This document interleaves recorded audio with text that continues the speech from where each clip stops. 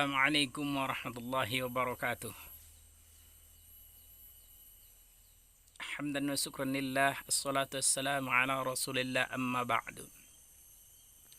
Hadirin yang memuliakan Allah subhanahu wa ta'ala, kembali kita bersyukur kepada Allah subhanahu wa ta'ala, di mana Allah subhanahu wa ta'ala pada hari ini telah memberikan kita umur yang panjang, sehat walafiat, bisa melaksanakan aktivitas sehari-hari, menjalankan tugas sebagai suami, mencari nafkah untuk anak istri.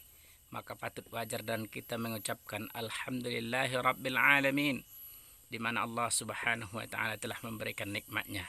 Jika kita menghitung nikmat Allah, niscaya kita tidak dapat menghitungnya. Walaupun dedaunan sebagai bukunya, ranting-ranting pohon sebagai pinanya, kemudian tintanya dibikin air laut, seluruhnya tidak pernah bisa dapat mencatat atau menghitung nikmat yang diberikan Allah subhanahu wa ta'ala pada saat ini kepada kita. Kemudian salawat dan salam mari senantiasa kita hadiahkan ke ruh Nabiina Muhammad sallallahu alaihi wasallam. Beliau Nabi Muhammad sallallahu alaihi wasallam Rasul akhir zaman yang sangat mencintai umatnya. Beliau tidak senang apabila dia dibangkitkan tanpa melihat, mengetahui keadaan umatnya bagaimana. Beliau risau bertanya kepada malaikat Jibril tentang umatnya, bukan istrinya, bukan anaknya, bukan keluarganya, akan tetapi umatnya yang dicari ketika dia nanti dibangkitkan di yaumil mahsyar. Itulah betapa cintanya Nabi Muhammad SAW kepada kita. Maka oleh karena itu patut dan wajar kita mengucapkan sepotong doa yang ringan dalam ucapan, tapi sangat besar pahala timbangannya di sisi Allah subhanahu wa ta'ala. Hadirin yang dimuliakan Allah subhanahu wa ta'ala, maka marilah kita mengucapkan salawat Allahumma salli wa sallim wa barik ala sayyidina Muhammad wa ala ali sayyidina Muhammad.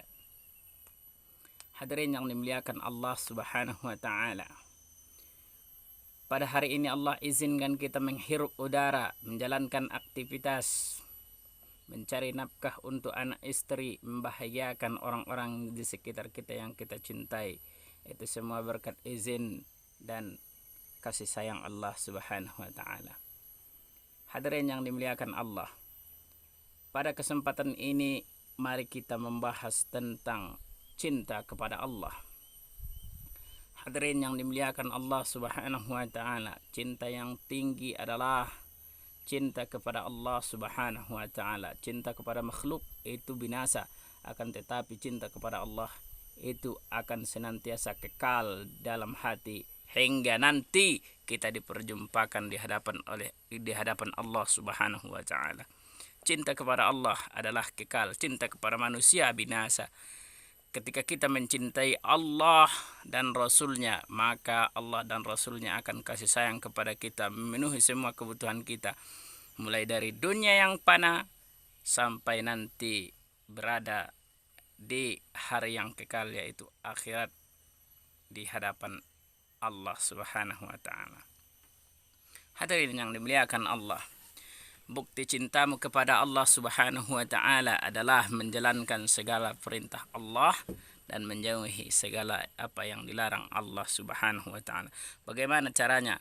Maka untuk cara yang jitu adalah tingkatkan keimanan dan ketakwaan kepada Allah. Koreksi diri, sebab sudah sampai seberapa besar kita beriman kepada Allah dan bertakwa kepada Allah. Koreksi apa kesalahan kita, apa yang membuat Allah subhanahu wa ta'ala murka kepada kita, kemudian perbaiki, karena orang yang baik bukan orang yang tidak pernah melakukan kesalahan, akan tetapi orang yang baik adalah yang belajar daripada kesalahan yang dia lakukan. Hadirin yang dimuliakan Allah subhanahu wa ta'ala, kita sebagai umat yang dhaif, manusia adalah tempatnya salah. Sumil insanu lil insan likasratin nisyan, dinamakan manusia itu sebagai manusia karena sering bersikap silap dan lupa. Hadirin yang dimuliakan Allah, Maka oleh karena itu kita sebagai manusia yang sifatnya selalu silap dan lupa, maka senantiasa berkoreksi diri di mana kesalahan kita, di mana letak semua yang membuat diri kita jauh daripada Allah Subhanahu wa taala, perbaiki, tutupi dengan kebaikan-kebaikan dan syariat yang diajarkan Nabi Muhammad sallallahu alaihi wasallam.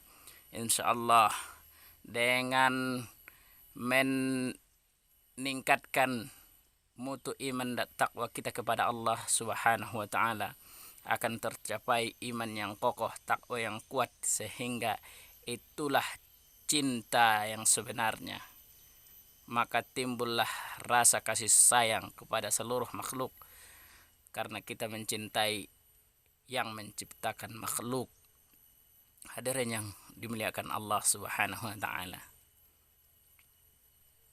Maka apa yang kita ambil dari sini adalah mencintai makhluk, cintai dulu Allah Subhanahu wa taala. Mencintai makhluk, cinta karena Allah Subhanahu wa taala.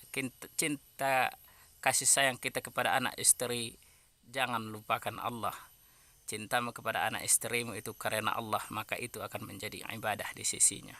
Allahumma fiq ila aqwit tariq, ihdinas siratal mustaqim. Assalamualaikum warahmatullahi wabarakatuh.